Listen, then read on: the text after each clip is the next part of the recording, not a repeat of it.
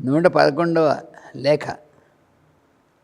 చిరంజీవి శాస్త్రికి యావత్ కుటుంబమునకు ఆశీస్సులు. కొంచెం బాధ కలిగించు సన్నివేశములు కలిగినప్పుడల్లా మాస్టర్ గారిని మరింత ఆర్తితో ప్రార్థింపవాలి. పూర్వకర్మ ఫలితములైన కష్టసుఖములు సమీపించి తరంగముల వలె దాటిపోవచుండుట ఎంతటి వారికైనా తప్పదు. నాటకీయముగా జరిగిన మీ కుటుంబ సంచలనం నన్ను ఎక్కువ జాగరూకుడిని చేసినది. కుర్రవాడు తిరిగి వచ్చిన విషయం వెంటనే ఫోన్ చేయించవలను. ఆరోగ్యం వెంటనే స్వస్థత కలిగినట్టి పద్ధతిని 3 దినములు టెలిఫోన్లో తెలుసుకొని అవలంబించవలను. మనస్సు నిశ్చలముగా నుంచుకొనగలిగినచో ఇట్టి సన్నివేశమును సులువుగా అచిరకాలమును తొలగి సుఖమగును. అందరినీ ఆశీర్వదించితని చెప్పవలను. నీకు నా ఆశీస్సులు. 112వ లేఖ. చిరంజీవి రావుకు యావత్ కుటుంబమునకు ఆశీస్సులు. నీ ఉత్తరం అందినది. స్కూలు విద్యార్థుల దుండగముల విషయమై ఇటుపైన ఏమీ జరగకుండానట్లు మాస్టర్ గారు చూసుకుంటారు. ధర్మం ఆచరిస్తూ ఉంటే వచ్చే ఇబ్బందులు మన దాకా రాకుండానే పోతాయి. కానీ ధర్మం యొక్క స్వరూపం వినియోగం మనం అర్థం చేసుకోవడంలో ఎలాంటి వ్యత్యాసాలు ఉండరాదు. మనం ఇక స్కూల్లో ఉద్యోగం చేస్తున్నప్పుడు అక్కడ క్రమశిక్షణ గురించి, విద్యార్థులను గురించి ధర్మ నిర్ణయం మనం చేయరాదు. వారికి ఏది ధర్మమో దాన్ని వారే ఆచరించుకుందరు. మనకు వాళ్ళ ఎడల కర్తవ్యం కానీ మమకారం కానీ ఉండి లాభం లేదు. స్కూలు మనది కాదు కదా.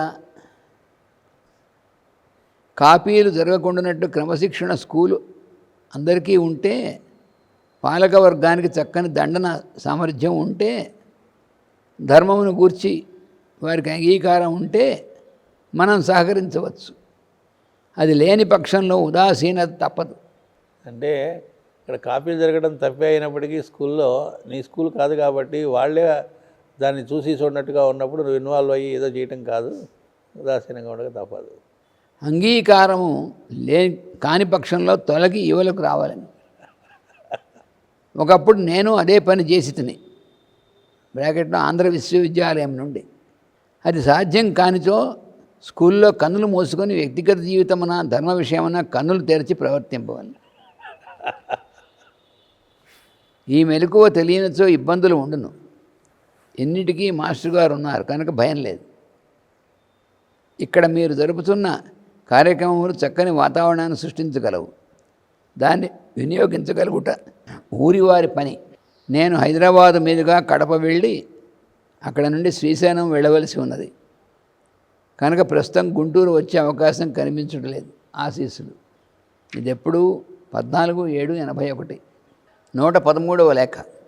డాక్టర్ విఎస్ శర్మ గారికి ఆశీస్సులు. మీరు క్రిందటి నెల 29వ తేదీన రాసిన ఉత్తరం కొంచెం ఆలస్యంగా అందుకుంటుంది. ఈ కాలానికి రాబో కాలానికి సహాయపడగల ప్రస్తుత మార్గం నాకు కూడా సంతృప్తి కలిగించున్నది. మీ వలే కొంచెం శ్రద్ధతో పరిశీలించగల వారికి ఇహపరతారకమైన మార్గం ఈ మన ప్రాచీన సంప్రదాయం ఉన్నదనుటలో సందేహం లేదు. కానీ దాన్ని సమన్వయపరిచి వివరించినట్టు కర్తవ్యమునందు ఈ శతాబ్దమందలి పెద్దలు కొంత ఉదాసీన భావం వహించుటచే సంఘ చైతన్యము క్రింది మీదైనది. ఇది మనల కలకదేరి నిర్మల మగునంతలో మన ప్రయత్నం కూడా నిమిత్తం కావలెను. ఆలిస్ ఏ బెయిలీ రచనలన్నీ నా దగ్గర ఉన్నవి. ఆమె శిష్యులు తయారు చేసిన పాండర్ ఆన్ దిస్ అను సంకలన గ్రంథము కూడా గలదు. మరియు గ్రంథములందలి ప్రతి పదమునకు తయారు చేసిన ఇండెక్స్ గ్రంథం కూడా ఉన్నది. వీలైనంతమంది చేత ఈ గ్రంథములు అధ్యయనం చేయించుటయే చక్కని పరిష్కార మార్గమని నా నమ్మకం. మీ దగ్గరున్న గ్రంథములను కూడా భద్రపరిచి చక్కని చదువరుల వర్గములను సృష్టింపవలసిందిగా కోరుతున్నాను. మీరు వ్రాసిన ఎడ్డా రచనను చదువులని కుతూహలం కూడా కలదు. సమయమునకు అనుకూలం పడును. చిరంజీవి సచ్చిదానందమూర్తిని కలిసినప్పుడు నా ఆశీర్వాదం అందజేయవలను. మాస్టర్ సివివి ప్రేయర్ నిత్యము చేసుకున్నట్లో మనము అప్రయత్నముగా ప్లానెటరీ కాన్షియస్నెస్ని సాంఖ్యపు విలువలతో ఎల్సిఎం పొందుటకు కావలసిన శ్రేణిలో నిలవగలుగుతాము. 114వ లేఖ శ్రీ సుశీలమ్మ గారికి వ్రాయినది. మీ ఆదరపూర్వకమైన సుదీర్ఘమైన లేఖ అందినది. మనస్సు ఈ వయసులో సంసార బంధాల్లో ఇంకా చిక్కుకొని పనిచేయడం జీవికి సుఖవంతం కాదు. ఎవరంత అయినాక వారి లోపల నుండి భగవంతుడు వారికి కావలసిన సంకల్పాలు ఇస్తూ ఉంటాడు. కనుక దైవ సంకల్పాన్ని మించింది లేదు.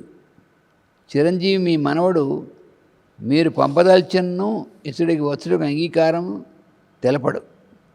కనుక మీరు బాధపడి లాభం లేదు. దైవమే అతనికి 6 మాసముల్లో చూపబోతున్నాడు. అతడు ఒక ఇంజనీరింగ్ కంపెనీలో ఉద్యోగం చేసి సుఖపడగలడు. అదిగాక నేను దేశదిమ్మరిని ఒక చోట ఉండడం లేదు. ప్రస్తుతం శ్రీశైలం పోతున్నాను. అక్కడి నుండి యూరప్ ఖండమునకు పోయి నవంబర్ చివరి ప్రాంతంలో తిరిగి వచ్చుదను. 81లో నాతో ముడిపెట్టుకొనడం మీ మనవడికి నచ్చునట్టు విధానం లేదు. ఇక మీ పుత్రులలో ఒకరు బ్రహ్మచారిగా ఉండిపోయారని బాధపడగలదు. శ్రీ శంకరాచార్యుల వారు, వివేకానందుడు, యేసుక్రీస్తు మొదలగు మహనీయులందరూ బ్రహ్మచారులై లోకానికి వెలుగునిచ్చారు. దైవానుగ్రహమును అంగీకారంతో స్వీకరించి కర్తవ్యాన్ని నెరవేర్చడం వరకే మానవ ధర్మం. ఇక మిగిలిన ఆశాపాశాలు వానికి అంతులేదు. తరచూ మీ బిడ్డల మనుమల మునిమనుమల క్షేమాన్ని కోరుతూ మీరు హృదయపూర్వకంగా దైవాన్ని ప్రార్థించండి. వారికి అన్నీ కలిసి వస్తాయి. 115వ లేఖ చిరంజీవి రమణమూర్తికి ఆశీస్సులు. నీవు వ్రాసిన ఉత్తరం అందినది. మనిషికి జీవనోపాధి ముఖ్యం అన్నది ఒక మతం. మనుష్యులకు మనం చేయగలిగిన సహాయం ఏ విధంగా అయినా ఉంటే అది ముఖ్యం. దీన్ని చేయగలిగినందుకు మాత్రమే జీవనోపాధి అన్నది మరొక మతం. అందులో ఎదుటివారికి ఉపయోగపడేవి ప్రస్తుత విద్యా విధానము, ఉద్యోగముల విధానము. దీనివల్ల మానవులకు స్వకుటుంబ పోషణ యావత్ జీవన ఆదర్శంగా సిద్ధిస్తుంది. దానికోసమే 24 గంటలు గడుస్తూ చివరికి చనిపోయే సమయానికి మనం ఇతరులకు చేసింది తక్కువ, మన కోసం చేసిన ప్రయత్నం ఎక్కువ అని లెక్కలు తేలును. ఇక రెండవ మతానికి సంబంధించిన వారి దృష్టిలో మనం ఇతరులకు ఉపయోగపడడంతో అప్రయత్నంగా జీవనోపాధి లభిస్తుంది. దానికి ప్రస్తుత విద్యా విధానానికి ఏ విధమైన సంబంధం ఉండనక్కర్లేదు. ఉదాహరణకు పొలం పని చేసే రైతుకి, చాకలికి, మంగలికి, మేదరికి, కుమ్మర వృత్తుల వారికి డిగ్రీలు కానీ, ఎంప్లాయ్మెంట్ ఎక్స్చేంజ్ కానీ, ఉద్యోగాలు కానీ, రిజర్వేషన్ కానీ, రెడ్ టేప్ విధానాలు కానీ అక్కర్లేదు. వీరు లోకానికి ఉపయోగపడడంలోనే జీవిస్తారు. కనుక వీరి దగ్గర ఉన్నది విద్య. వారికి జీవనోపాధి అప్రయత్నంగానే లభిస్తుంది. వీరిని మిగిలిన వాళ్ళు మోసం చేయకుండా, ధరలు తగ్గించకుండా న్యాయంగా వారి సేవను కొనుక్కునే మంచితనం ఉంటే చాలు. ఇలాంటివే నిజమైన జీవనోపాధులు. అలాంటి వారు వేదాధ్యయనం చేస్తే వేదాన్ని జీవనోపాధికి ముడిపెట్టవలసిన అవసరం ఉండదు. వ్యక్తికి జీవికి ఉన్న సంబంధాన్ని వేదం బోధిస్తుంది. ప్రస్తుత విద్యా విధానం ఈ సంబంధాన్ని బోధించదు, కనుక నిజమైన జీవనోపాధిని కలిగించదు. భిక్షాటనమును, కులాల పోటీలను చూచి జీవనోపాధి అని భ్రమపడితే మిగిలేది శ్రమ. దీని జోలికి పోకుండా వృత్తులను సక్రమంగా అభ్యసించి సంఘానికి ఉపయోగపడే కార్యక్రమాలు చేసేవారు ఎక్కడైనా వారి వృత్తి వారికి అన్నం పెడుతుంది కనుక తయారు చేసేవారు. జీవనోపాధికి నవీన విద్యా విధానానికి ఏ విధమైన సంబంధం లేదు. ఉన్నది అనుకుని భ్రమపడిన కొద్దీ దేశ ప్రజలంతా బిచ్చగాండ్రవ్వడం, వృత్తులు మానడం, ఉత్పత్తి క్షీణించడం, జాతి కృషించడం తప్పదు. ఎంత అది ఇప్పుడు మనకు బాగా ప్రస్తుత రోజుల్లో తెలుస్తూ ఉంది. అదే ఎంత ముందుగా రాశారని. దీనివల్ల ఇప్పుడు అవి నేర్చుకోలేదు, అవి చేయలేడు.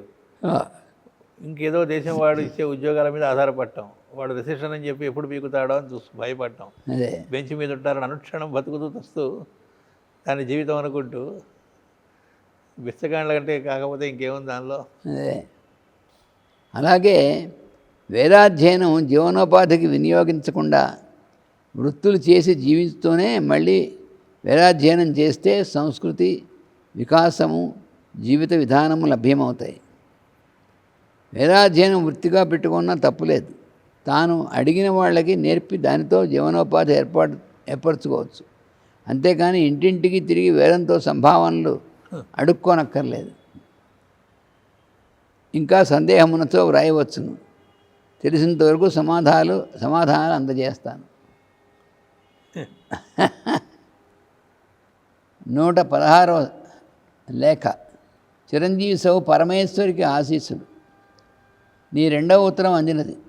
నీ ప్రశ్నకు సమాధానాలు ఇవ్వడంలో విసుగు ఎప్పుడూ నాకు లేదు. 1.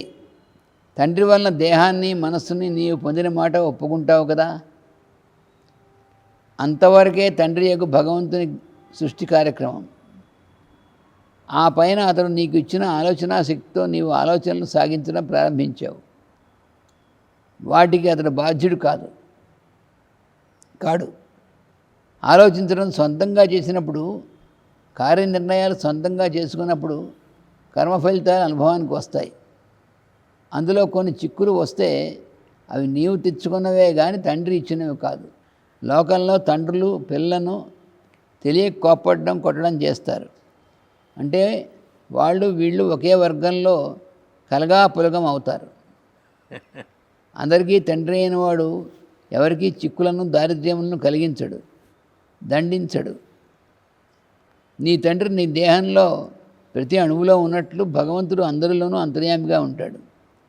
అయినా వివాహమును గూర్చి నీవేర్పరచుకున్న అభిప్రాయాలకి మీ తండ్రి ఎలా బాధ్యుడు కాడో అలాగే నరుడు కల్పించుకున్న కర్మఫలానికి భగవంతుడు బాధ్యుడు కాదు.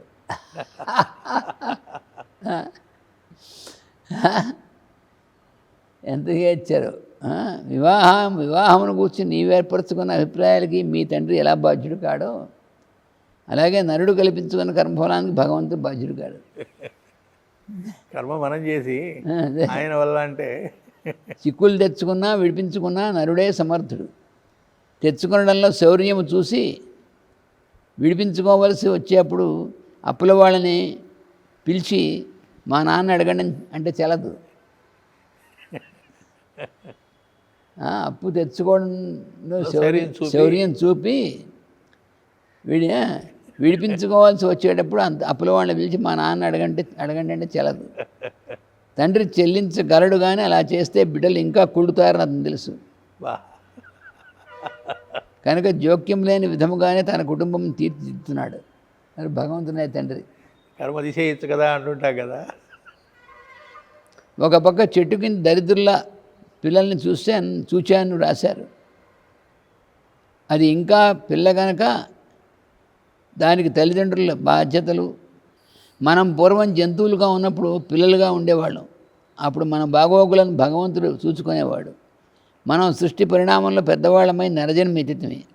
ఒక వయస్సులో చేసిన అపత్యానికి ఇంకో వయసులో జబ్బులు చేసినట్లు నరుడికి ఒక జన్మలో చేసుకున్న దుష్కర్మ ఇంకో జన్మలో చిన్న చిన్న కష్టాలు తెలుస్తుంది. చిన్నప్పుడు కష్టాలు తెలుస్తుంది. ఒక జన్మలో నిర్దయగా ఎదుటివారి ఆకలి చూడక తిరుగుతుంటే మనం ఈ జన్మలో దరిద్రులకు బిడ్డలుగా పుట్టి చెట్టు కింద ఉంటాం. వాడు పెద్దవాడై మంచితనంతో దారిద్ర్యాన్ని దాటగలడు. దాటుతాడా లేదా అన్నది దాటదలుచుకున్నాడా లేదా అనే సంకల్పంపై ఆధారపడి ఉంటుంది. ఇంకొక పక్క సినిమాలోకి టిక్కెట్ల కోసం పరిగెత్తుతున్నట్లు వాళ్ళని చూసావు, పరిగెత్తుతున్న వాళ్ళని చూసావు. వాళ్ళు ఆర్జించుకున్న దానితో సినిమా చూడడం వాళ్ళకి సంతోషం, నీకెందుకు బాధ? లేకపోతే డబ్బులతో సుఖపడేటట్లు టిక్కెట్ల కోసం బాధపడుతున్నారు. వాళ్ళు డబ్బులతో సుఖపడేటట్లు టిక్కెట్ల కోసం బాధపడుతున్నారు కనుక వాడు సుఖం తెలియని అమాయకులు. దీనికి దేవుడు బాధ్యుడు కాదు. టిక్కెట్ల కోసం పరిగెత్తమని అతడు చెప్పలేదు. కాకపోతే ఈ డబ్బున్న వాళ్ళు ఆ సినిమా వాళ్ళకి ఇవ్వకూడదా అనరాదు. అది వాళ్ళ డబ్బు కనుక వాళ్ళకి సంబంధించిన విషయం. ఇస్తే సంతోషించు, ఇవ్వకపోతే తిట్టకు. ఇవ్వమని నినాదాలు చేస్తే వారు వినరు కనుక గొంతు చీల్చుకోకు.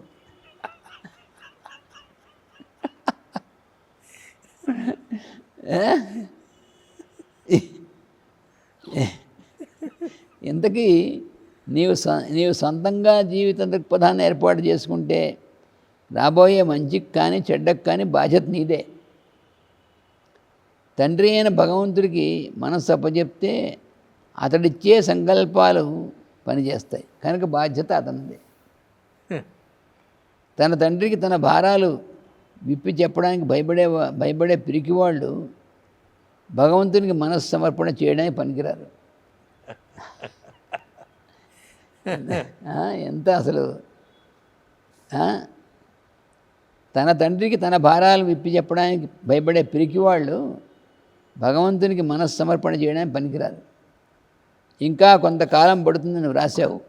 భగవంతుడు కూడా నీ విషయంలో అలాగే అంటున్నాడు. అర్థంలాగా ఉంటుంది ఆయన వ్యవహారం.